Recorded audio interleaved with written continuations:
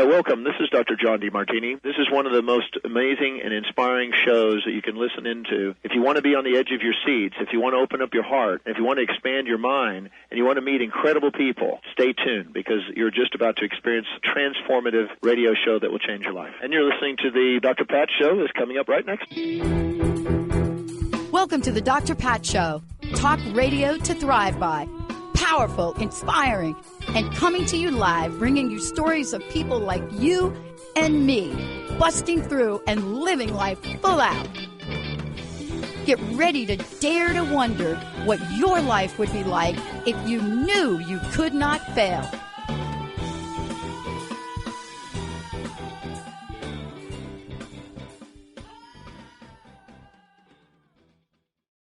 Hey, everybody, welcome. I am so thrilled, first of all of you are tuning us in and turning us on. But I do want to say something to you. Over the past 20 years, when I first started this, you have heard me do any number of shows about the military. You heard me have my uncles, aunts on the show. Why? Because these people served in the military and they wanted to give us a state of affairs on what they thought things were. Then you also heard me bring Congress people on about the state of the affairs in the VA. But you have never in 20 years heard me bring someone on that gets to the very core of looking at a generation, one generation, and believe me, it's the first of many to come. This is not a drive-through conversation. Because when you look at the Generation Zers that have been on this planet now, they represent something very formidable, and yet they are not getting the love. Why do I say that? You heard me do an entire series on the crazy person that I think was a Generation Z that labeled this generation as quiet quitters. That is the most devastatingly ridiculous label you can ever give a generation that is highly productive, entrepreneur from the gate, and they want more. Why do I say that? You're going to hear from Matt today. You know, Matthew comes here today as the author of a book that should have been written at least a decade ago, but nobody wrote it. But in the shadows, people are talking about, you know what shadows are? Like when you're kind of walking around and you hear like a whisper. And they're talking about the state of affairs in our military. And you get a lot of differences of opinion. But what you don't get is you don't get a conversation by somebody who is part of the military that is bringing this to where the rubber meets the road. Matt Weiss is joining me here today. And what we're talking about as the second lieutenant, an intelligence officer, United States Marine Corps. I'm going to give all of you a lot of love, like not just the Marines today, so it's okay. But somebody that understands that there's something that is broken. And if we don't get smart about how to fix it and even understand why it's broken, we don't want you, Uncle Sam, which is examining the military recruiting crisis with Generation Z. That book, best-selling at least, will take the course of so many others where nobody is paying attention. And Matt, we do not want that to happen, do we? No, thank you so much for having me. I really appreciate being able to speak. I think the level of this crisis is underestimated by the general public. And even by some senior military leaders who will acknowledge it's a crisis, don't exactly realize the ramifications yet or necessarily the causes as to what's going on. So that's one of the goals of this book, is to shed light on what's actually happening. Yeah. And I want to just give a backdrop for people that don't know the time frame we're talking about when folks were born. Let's just give them the time frame of when we say Gen Zs, not the alphas, not that, right? Not that. Give people a time frame of what generation we're talking about now, because this is critically important. Absolutely. So Gen Z, defined by Pew Research, is 1997 to 2012.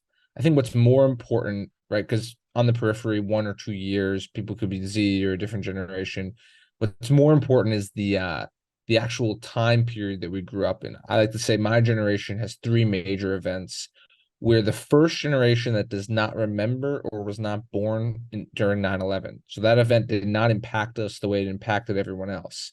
We learned about it quite literally in history class or when we gained some cognizance, 5 or 6 years old afterward.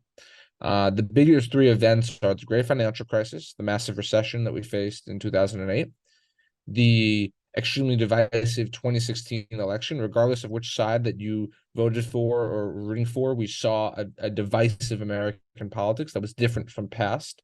And then the 2020 coronavirus, COVID, that impacted our high schools, elementary school, college time periods, much different impact on our lives than someone who may have been 40 to 43 during that time period, right?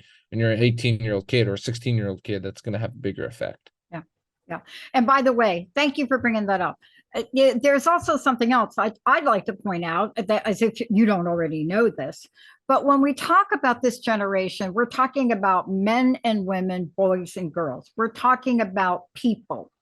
And one of the things that also your generation is hit by, which we don't talk about enough, but I can't help but believe is somehow in the consciousness of your beautifully slow aging process. And that is, you're watching what used to be tried and true equalities slowly get questioned. And I agree with you. It doesn't matter what side you're on. For example, it doesn't matter what side of abortion you're on.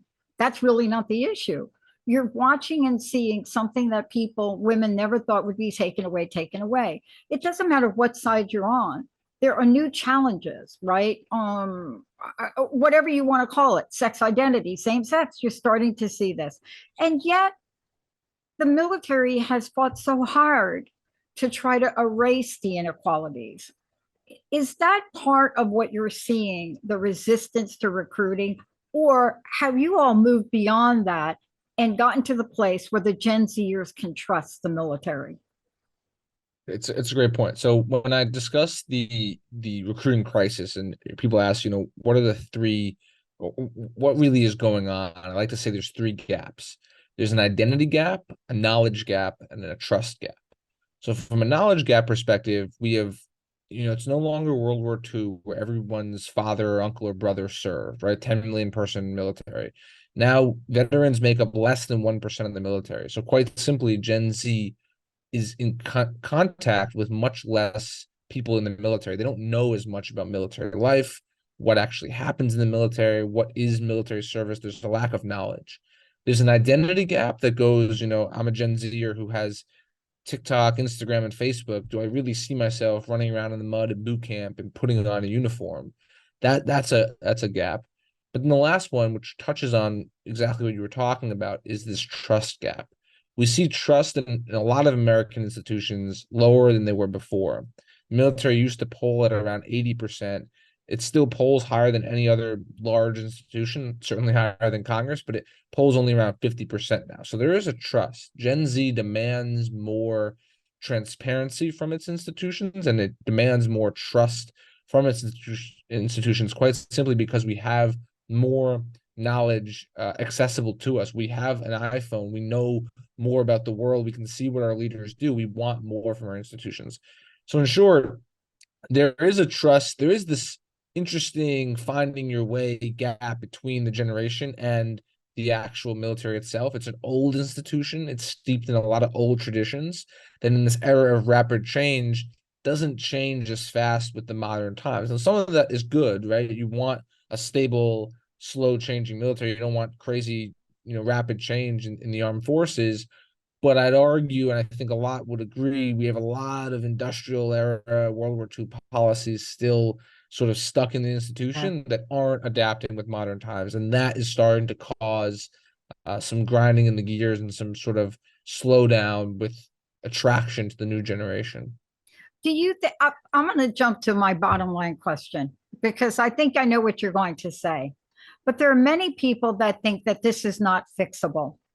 And I don't know, without going into names, I'm not sure those people understand the military. I know if you talk to my aunt and my uncle who served, they would have a different perspective, right? But here you are an advocate for change. Is that an unfair reference for me to give you? Right? No, absolutely. It's a totally fair Okay. reference. All right. Good. So if I say that, and if I gave you like the genie pops out of the bottle, Matt, I got my genie. I think I even have one of those over here. I do. I got to get it for you. It. I'm going to rub the bottle. The genie's popping out, and you get 3 wishes regarding this.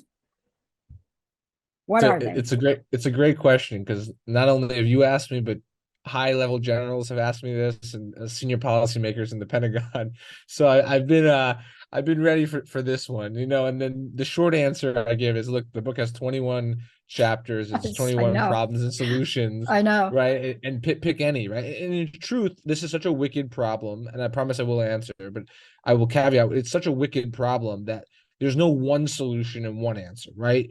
It really is it's a multi-dimensional problem, and I don't claim to have all the answers. I'm just sort of stimulating thought with the book, but there's enough content in there that we can discuss all aspects of the problem. There really are more than 21. There are probably 100 reasons why, and 100 things as a society, as a military, as a generation, we all have to contend with.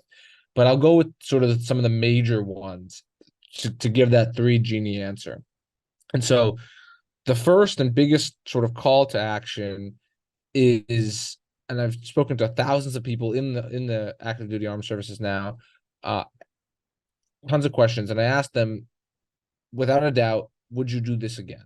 And 100% have said yes. Yeah. Now there's confirmation bias there, but it's very interesting when you get that answer. The fact that 100% have said yes means that there still is some value proposition to military service. We just need to rediscover, remarket, re-understand what that value proposition is. And so I believe the value proposition is military service is the world's greatest, or the American military is the world's greatest physical social network.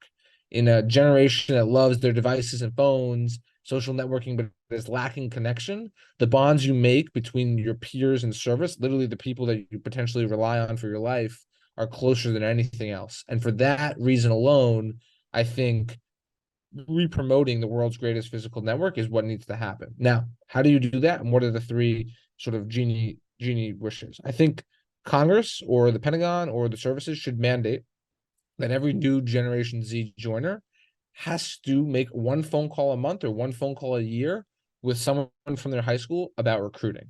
That's like the number one thing that if I can call and do one thing. The reason is recruiting in this organization is not thought about at every single level, like in a private sector company. So in a private sector company, you join a company, you're sometimes incentivized via cash, but also just by culture. Hey, you join, it's a 50-person company, you should bring that smart kid from college with you, that smart person from high school, or your friend that you left the other company with, whatever. It's sort of a cultural thing. You're supposed to recruit. In the military, it's such a big organization. We have this recruiting command, right? That literally their job is to be a professional recruiter. But the average person that puts on a uniform, once they assess or once they join, they're no longer think about recruiting. And I think that's a problem. I think the way to shoulder this burden is that all of us are essentially recruiters. That mindset shift. I should be required to go back to my high school once a year or have a call once a month with someone and say, hey, this is military service. Even if you're not interested, let's discuss it. Just because I'm closer with those people to listen more to me than to a uniformed recruiter who they'll be skeptical sometimes of selling. So that's desire number 1. Desire number 2, and we'll get to the political one because it's a big one, is really, it is chapter 14. It's protecting the military branding. It's protecting the military from politics, meaning the military cannot become a political institution. Right now, you see both sides of the political aisle on DC. They bring these military generals or admirals up and they hit them with questions. And you can see they're trying to sort of make a partisan dialogue about the military. The military's perception must always be apolitical. It must always be this strong, lethal fighting force that defends the U.S. That's it. That is the goal and stated purpose of the armed forces and the branches. It cannot be anything else. We have to protect the perception and the brand, frankly, of the military from partisan squabbling on either side, because both sides are very sort of guilty of that. So, and then the final thing, so right, we said politics, sort of bringing down to the frontline level the cost of recruiting. The third thing really is incentive change, basically, and modernizing sort of what these requirements are. I like to say we should have performance pay. Actually, the Marine Corps used to have it in the 1800s. The better sharpshooters would get beer money. The point is now, you join this massive organization, any business incentive. I have a business background, right? You're show me the incentives and I'll show you the outcome. That's what Charlie Munger, Warren Buffett's number 2, says, right? It's in the military. There's this rigid structure. Every single person is paid the same. If you want to excel or do better, you really can't promote any faster at the junior ranks. Yes, there's some promotions, speedier promotions at other ranks, but if I'm a better platoon leader than my friend, or my platoon did better than his in an exercise, our platoon should get 10% bonus, right? So that's not necessarily increasing our salary, right? I'm not calling for that. The country doesn't have much money left, right?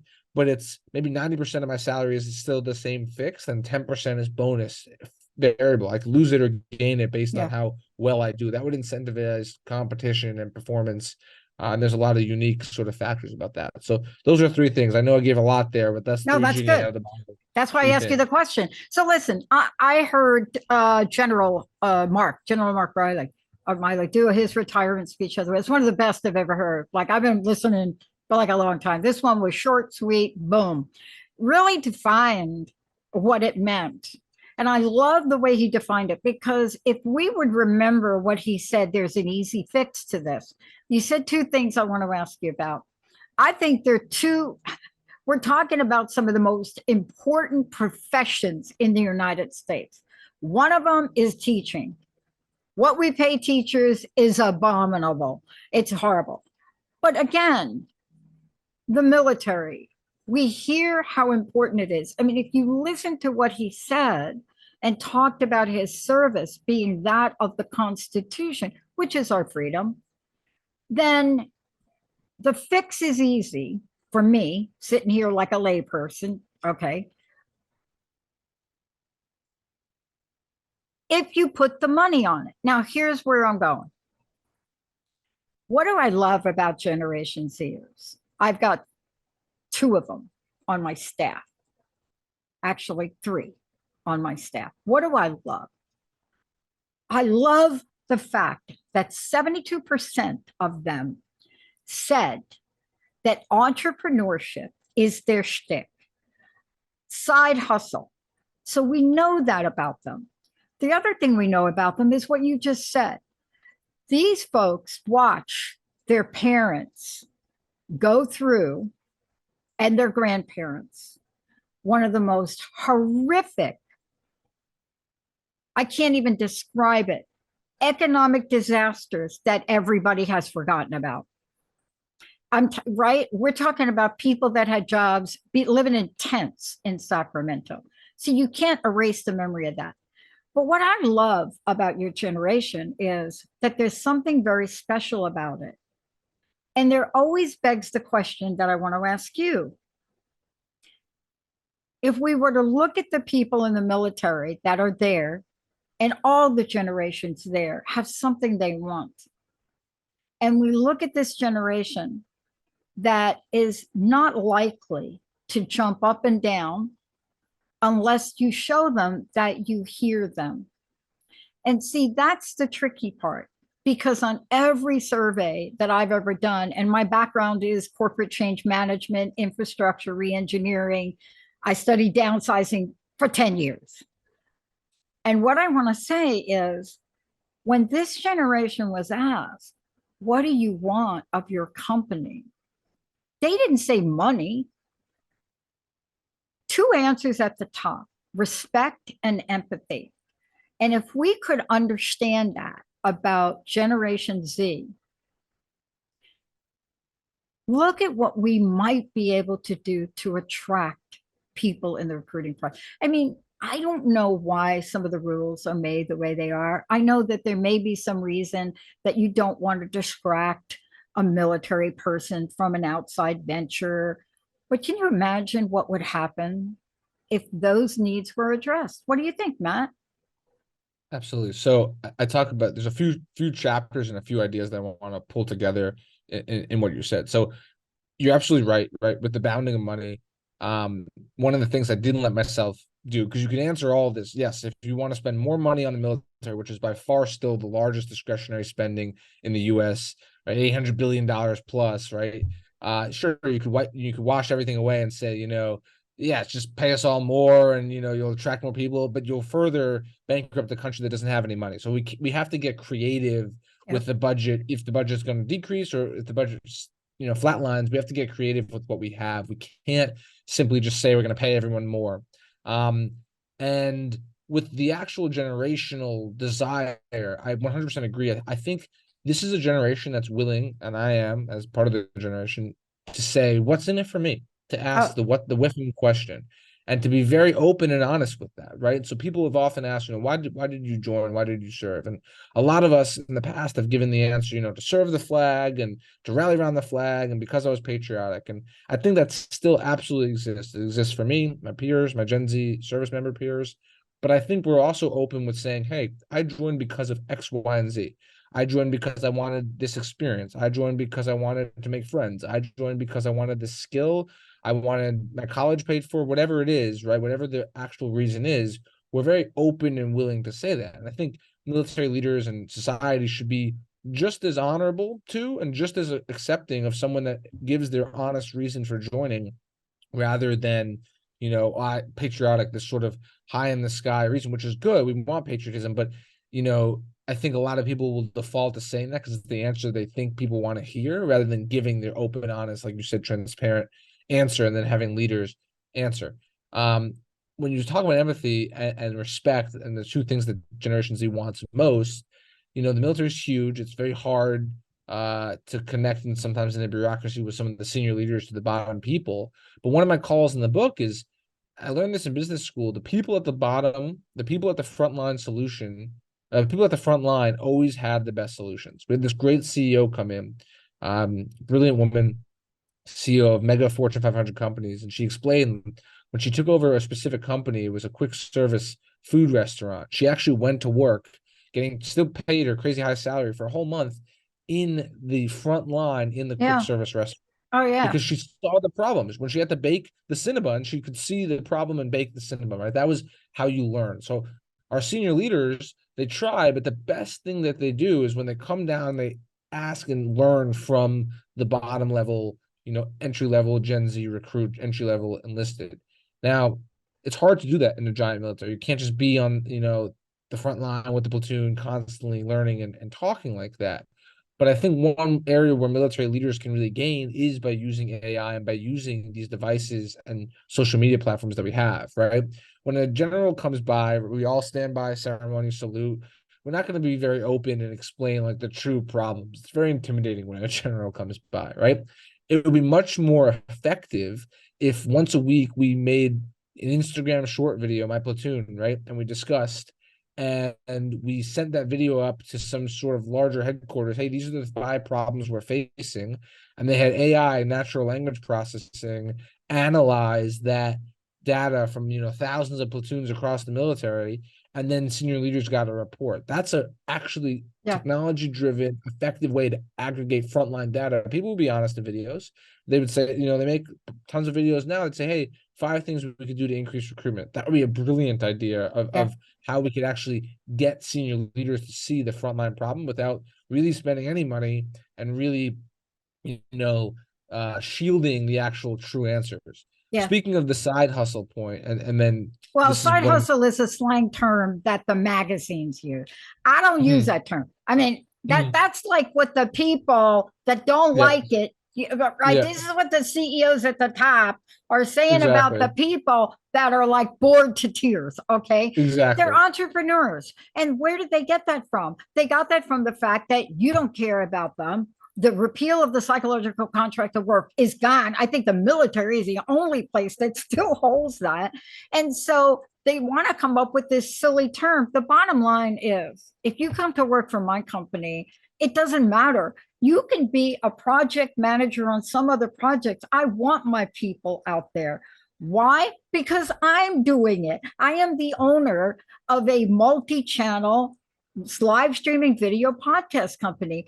And I know this, but yet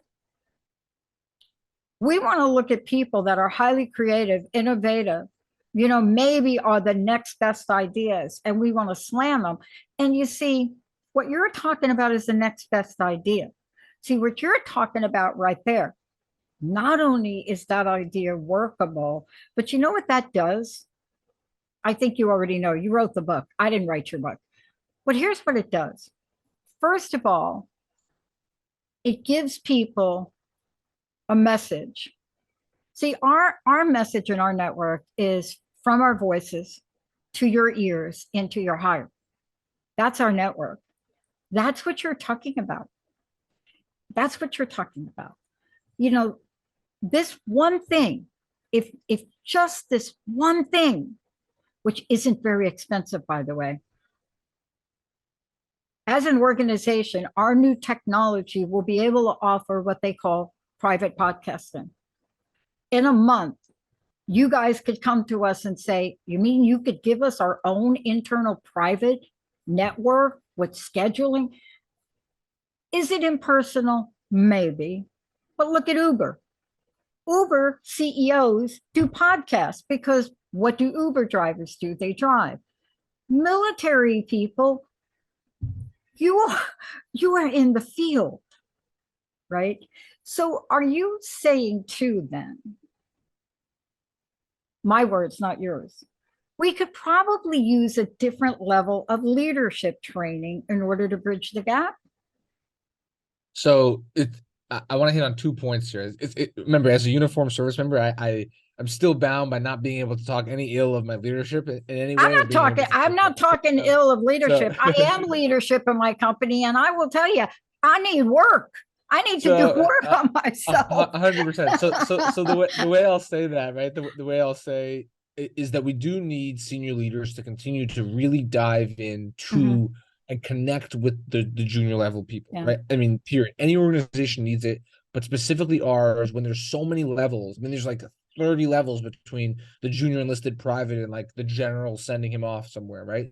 So there needs to be that continuous feedback cycle and that gap. And what happens is, because we're an old organization, it gets, things that are happening on the ground get reported through paper reports or PowerPoint slides that go through 10,000 revisions till it gets to the general's desk, and it's like so sanitized, it's no longer the truth. It's a game of telephone, right? Or it's not clear, right? The thing he needs the most is, why is that private joining the military? And why is his best friend from high school not joining? That's what he needs to answer. And if he could have 1,000 of those conversations, he would then be given the right data to actually unsanitize proper data to make those decisions of how to steer the force. The problem is we don't have that right now. And that's one of the things I call for with these sort of group talks or videos or podcasts, whatever sort of want to say, is that voice has to reach directly unfiltered to the top, right? Not in a disparaging way, or not in a way that, he's bombarded, but if you can aggregate tons of this and have the AI sort through, so where you piece out trends, so you get 10,000 private junior enlisted soldiers, and then they're able to aggregate that voice, then you start to really have power because you can see the trend line. So that's sort of the call.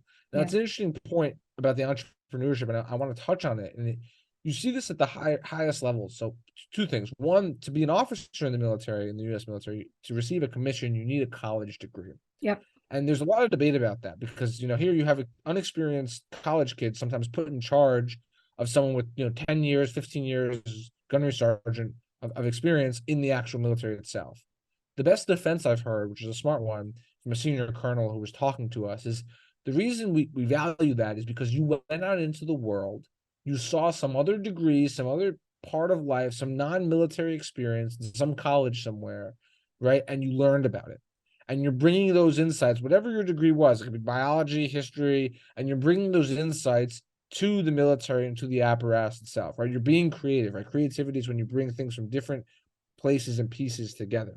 And there's such value in that. And there is, concept there that you want our military, our junior enlisted as well, some of them are 18 and didn't obviously have a chance to go to college yet, but you want them to be bringing in insights and innovations from all over society, from every sector of business and the economy, into how we do military work and how we do military life, right? And that's the whole point there. So our senior leaders are often sent off to these different colleges, or they're sent to like internships in large companies to see how they work.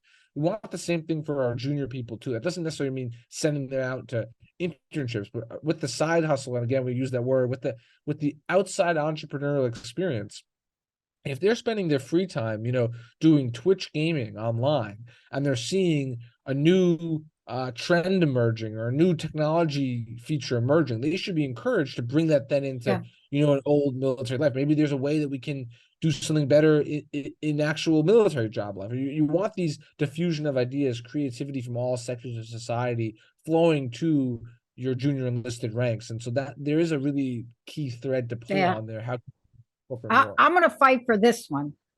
I'm going to fight for this one because it doesn't matter what senator, congressperson I took. I had a big debate with McDermott when he was in office. But here's the thing I want to say, and I hope you fight for this one too. I was homeless at 17. I was very fortunate to get a job in what was the phone company. Barely graduated, learning. I tried to enter the Air Force at 17. My parents would not sign the form. They said, don't even put her near a gun. That would be a disaster. But back then they weren't going to put me near a gun. But this is not my point. My point is this. When I went to work for this company, there was something that I had an opportunity to do. Now, I will tell you, I didn't jump on it right away. But I was able to go to school and work. Took me a little slower than you, 13 years for my undergraduate degree. But that laid the foundation for me to become a doctor, a PhD in psychology with multiple awards. But had that opportunity not been given to me, I don't know where I'd be. How can we help the military decision makers or the people decision makers to do what you said, but to come at it from a different angle? I mean, is it even possible to enter the military and get your education while you're there and not after? Do you understand my question? Absolutely. What do you think? Is that a dumb idea? No, it's not, because it actually happens on the ground level. It's happening a lot. A lot of my Marines, right? The Marine Corps has a dual mission. It's to make Marines and who are better for society, and win a nation's battles. That's it. That's the only reason the Marine Corps exists, right? And a lot of my Marines I see, they do college classes. They do extracurricular courses. They are upskilling themselves and learning things. And it happens informally. I think we should increase the statute mandates on it, meaning, people should be you have to do that, right? It's literally part of the job, right? So sure, some of the super motivated ones are doing that and they're bettering themselves and getting ahead. And then some of the less motivated ones or whatever are not.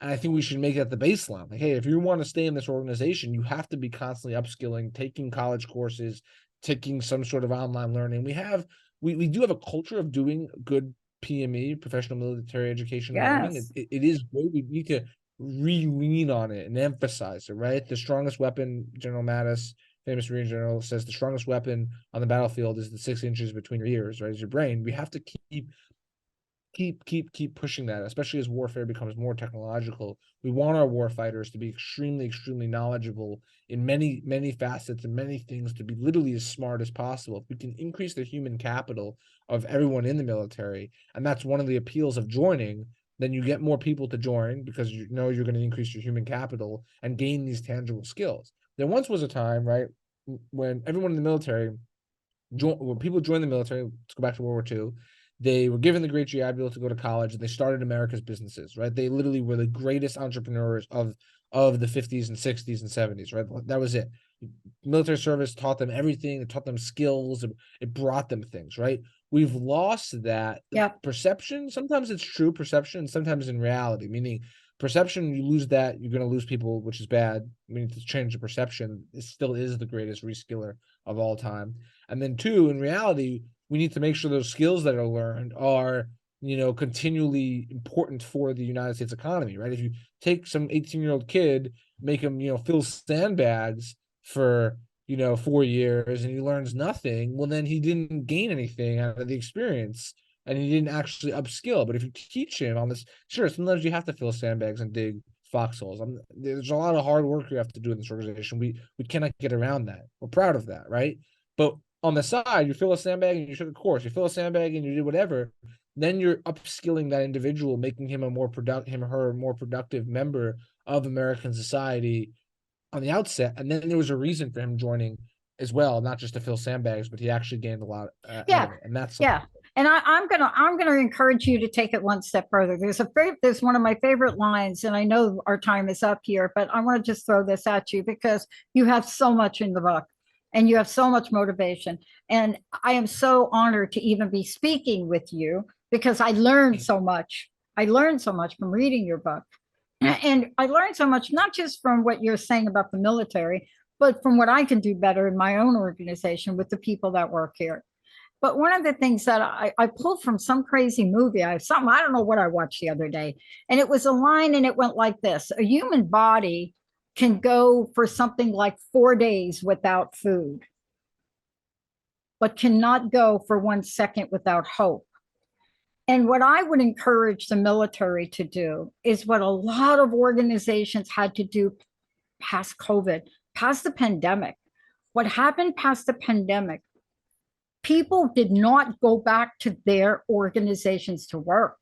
I mean, if you read the stories now about 40 motel workers, right? 40 of them did not go back to work at one of the top places, and they're like, why?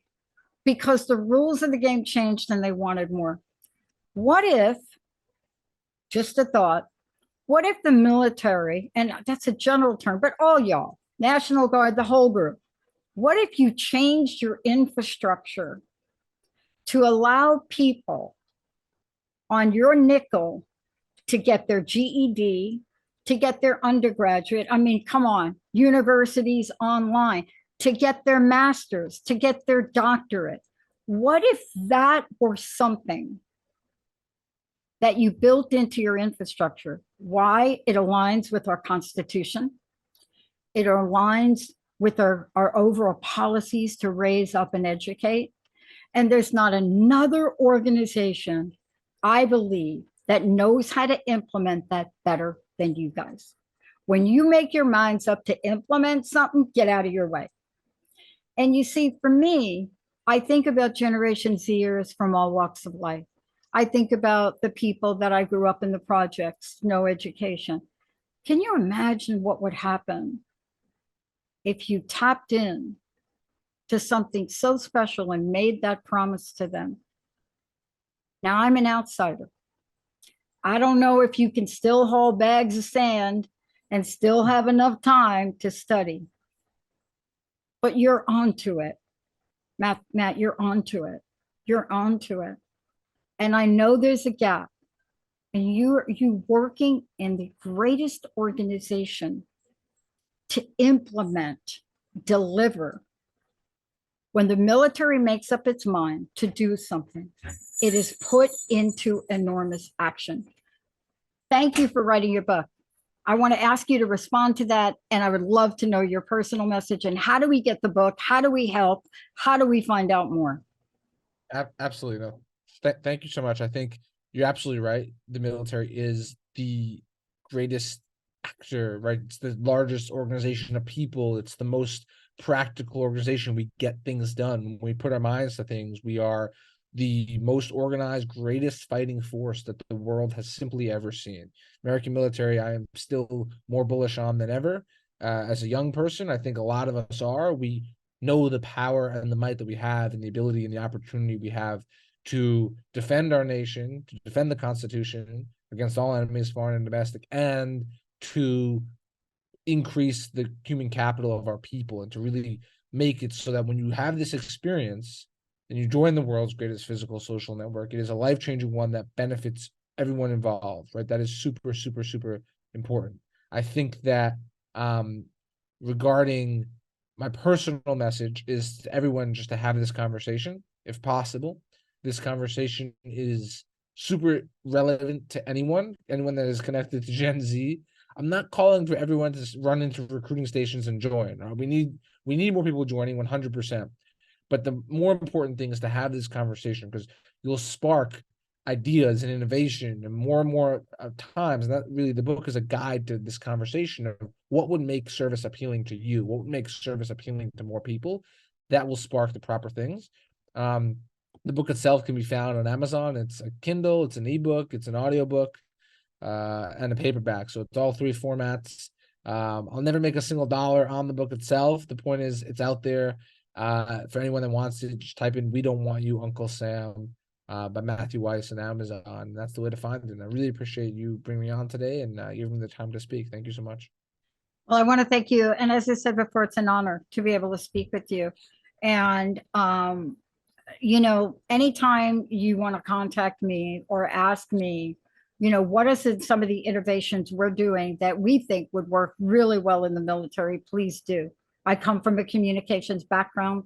I know about chain of command. Grew up in military families, understand everything that you're talking about.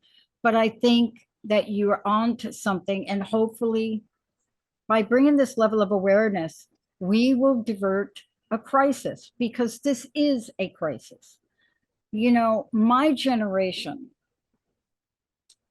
they were not the generation of joining the military. No way on the planet. We were anything but that. That's why they had to draft us. We were not there. And so at least you're working with a generation that understands and honors the fact that they want to negotiate. And by the way, I want to just say this last thing for you. Your generation is not the only generation that has asked, what's in it for me? That has been asked by every generation, going back hundreds and hundreds of years at the birth of this country. The only difference is you guys have the courage to claim that you want that. And I honor you for that, Matt. Thank you so much for everything you're doing. Thank you so much. It was a great conversation. Have a great day. I really appreciate it. Thank you. Thank you. And for those of you out there, please get a copy of this book and reach out to Matt, because I know you've got some ideas. I've spoken with so many of you who have children in the military, who yourselves been in the military. I know you know a solution. You just need to reach out to Matt and help him out. Give him some information. I just gave him 2 ideas. But again, give him the information that will make a change and make a difference. So this is not a time of complaining. This is not a time of complacency. This is a time of action. This is a time to seriously think about what we can do to make this organization, which it is, better, and make it better for all, because in the end, we need them. Thank you all for tuning us in, turning us on. We'll see you next time.